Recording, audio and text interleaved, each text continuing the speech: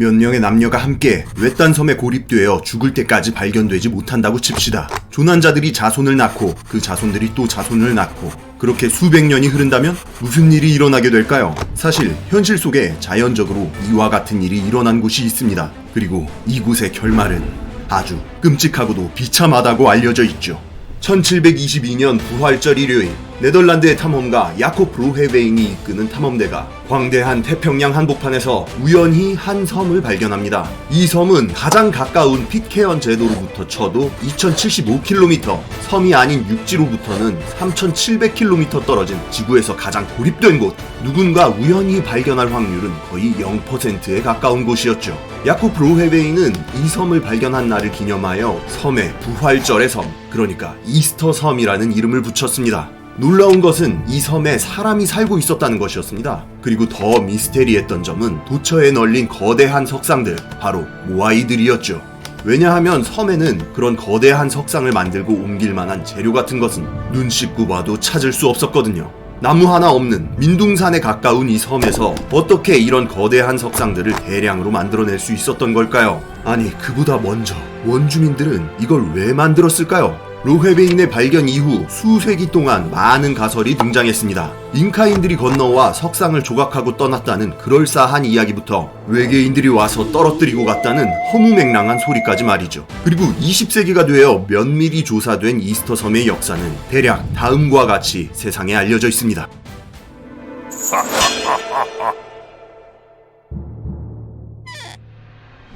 이스터 섬의 원래 이름은 라파누이.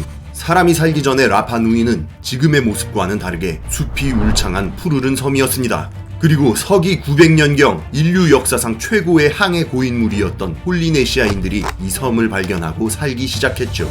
라파누이 사람들은 두 개의 부족으로 갈라졌는데 귀가 긴 장이족, 귀가 짧은 다니족이 바로 그들이었습니다. 장이족과 다니족의 추장들은 서로의 권력과 명예를 과시하고 싶었어요. 그래서 거대한 석상인 모아이를 세우기 시작했죠.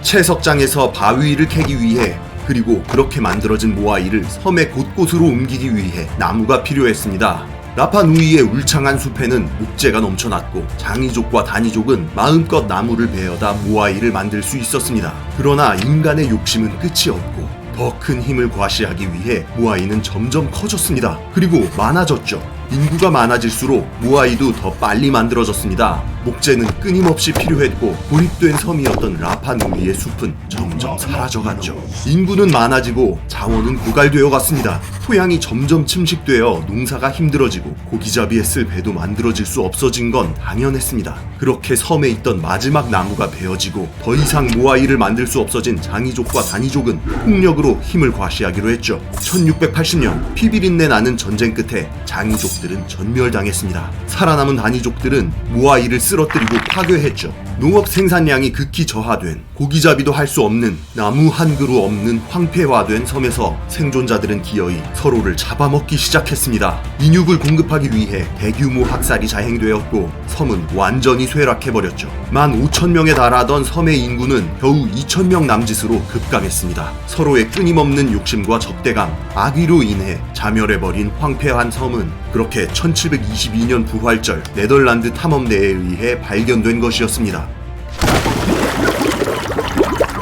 라파누이, 그러니까 이스터 섬의 이야기는 우리에게 무엇을 말하고 있을까요? 고립된 환경, 탈출 수단의 부재, 유한한 자원, 넘쳐나는 인구, 어쩌면 우리 지구 자체도 우주 속의 이스터 섬일 수 있지 않을까요? 지구 섬과 지구인들은 공멸을 향해 나아가고 있는 것일까요? 이를 더 근본적인 질문으로 환원할 수 있을 것 같습니다. 인간의 본성은 과연 이기적인가?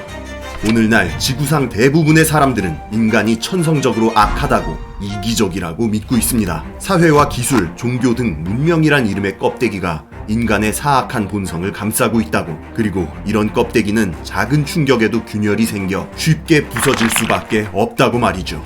네덜란드의 동물학자 프란스 드 발은 이런 아이디어를 껍데기 이론이라고 명명했습니다. 이 아이디어는 사실 아주 고대로부터 내려온 것입니다. 그리고 세대를 거듭하며 이어져 인간종 전체가 스스로를 악하다고 믿게 만들어 왔죠. 메소포타미아 신화에서는 사악한 신 킨구의 피를 진흙과 섞어 만든 것이 바로 인간들이라고 말합니다. 기독교에서는 인간이 아담과 하와로부터 원죄를 물려받았다고 이야기하죠. 불교에서는 업보와 환생에 묶여있는 인간이 해탈에 이르러야 한다고 말합니다. 근대에 이르러 이 문명의 껍데기가 부서지며 일어난 끔찍한 사건들, 예컨대 홀로코스트와 같은 대규모 학살을 설명하기 위해 인간들은 껍데기 이론에 더욱 매달렸습니다. 아우슈비츠와 굴라크로 대표되는 강제 수용소와 인종 청소를 다른 이론으로 대체 어떻게 설명할 수 있었겠습니까? 각국의 심리학자, 사회학자들은 근대적인 방식으로 작은 이스터 섬을 재현해 체계화된 실험 결과를 축적했습니다. 그중 스탠포드 감옥 실험은 가장 유명한 실험이죠. 스탠포드 감옥 실험은 1971년에 이루어졌습니다. 평범한 학생 24명을 모집하여 반으로 나누고 각각 죄수와 교도관의 역할을 맡긴 후 2주 동안 관찰하는 실험이었는데요. 실험의 목적은 감옥에서 일어나는 심리 상태들에 대해 연구하기 위한 비교적 평범한 것이었습니다. 실험은 최대한 실제와 같은 상황을 연출하기 위해 죄수 역할을 하는 학생들이 집에서 체포되는 것부터 시작했습니다. 실험은 어떻게 흘러갔을까요? 평범한 학생들은 고립되고 분열된 상황에 처하자 급격히 돌변했습니다. 실험 1일차에 교도관들은 교도소 내의 질서 유지라는 명목으로 자발적으로 17가지의 통제 규칙을 만들었고 2일차에는 수감자들이 일으킨 반란을 소화기로 무자비하게 진압했습니다. 3일차, 수감자들이 이미 저항 의지를 상실하고 자신들을 진짜 죄수라고 여기기 시작했으며 4일차에는 현실과 실험을 구분할 수 있는 인원이 거의 남아있지 않았습니다. 그리고 5일차에는 교도관들이 수감자들을 고문하는 것이 관찰되기에 이르렀죠.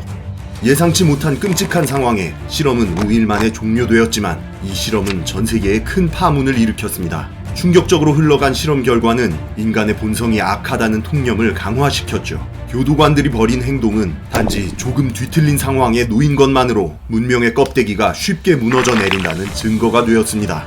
스탠포드 감옥 실험 외에도 인간 본성의 악함을 증명하는 수많은 실험들이 이루어졌습니다. 과연 정말로 인간은 근본적으로 악하고 문명은 추악한 인간의 본성을 구속하는 위태위태한 껍데기일까요? 인간 내면의 악한 본성에 대한 믿음은 이쯤 되면 반박할 수 없는 진리로 보입니다. 그러나 이런 냉소적인 믿음에 반박하려는 소수의 학자들도 존재해 왔습니다. 오늘 소개해드릴 책 휴먼카인드의 저자 류트허 브레흐만은 그런 학자들 중 가장 핫한 인물이죠. 이스터 섬의 인구가 애초에 1만 5천 명까지 늘어난 적이 없다면? 섬 주민들 간의 사륙이 증거가 없는 그저 무서운 전설일 뿐이었다면?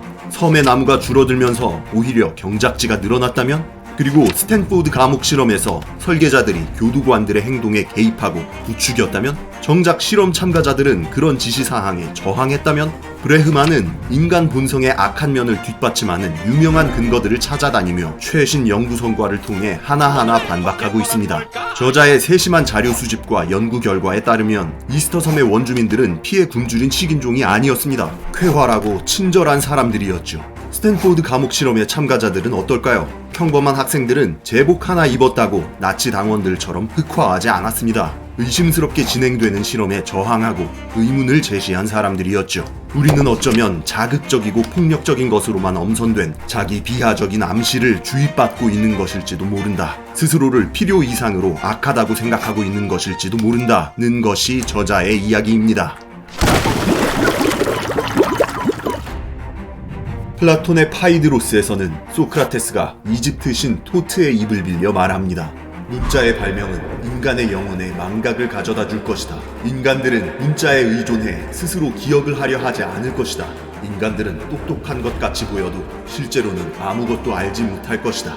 소크라테스가 하고자 하는 말은 어쩌면 현대인에게도 의미심장하죠.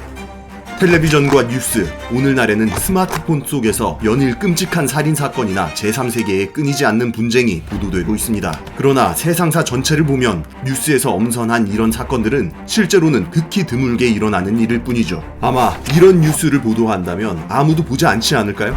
저는 지금 아무 일도 일어나지 않는 현장에 와 있습니다. 이곳은 오늘도 평화롭습니다. 소크라테스의 일침을 다시 한번 떠올려 봅시다.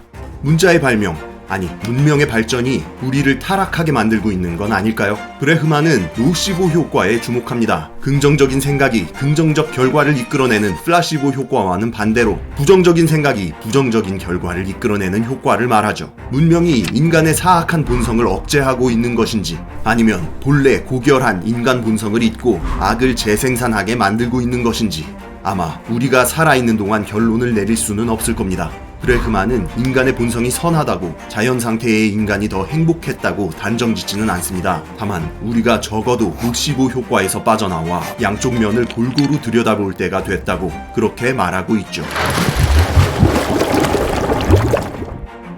성악설, 성선설, 여러분은 어느 쪽을 믿으시나요? 사실 저희 지식해적단도 빼박 성악설파였는데요. 휴먼카인드를 읽고 나서 어쩌면 그동안의 생각이 잘못된 것은 아닐까 깊게 고찰을 해보게 됐습니다. 책에서는 앞서 다룬 이스터 섬과 스탠포드 감옥 실험 외에도 2차 대전의 런던 대공습이나 미국 남북전쟁을 비롯한 수많은 사례를 다루며 인간 본성의 선한 면에 대해 어떻게 보면 낙관적인, 어떻게 보면 희망찬 근거를 제시하고 있거든요. 실제로 스마트폰이 보급되고 알고리즘이라는 이름으로 자극적인 콘텐츠들이 자동적으로 공급되는 시점에 이른 현재 한 번쯤은 노시보 효과에 대해 경계하고 우리 안에 잠들어 있을지 모르는 선한 본성에 대해 생각해보는 것도 좋을 것 같습니다. 동료 여러분도 휴먼카인드 한번 읽어보시는 것은 어떨까요?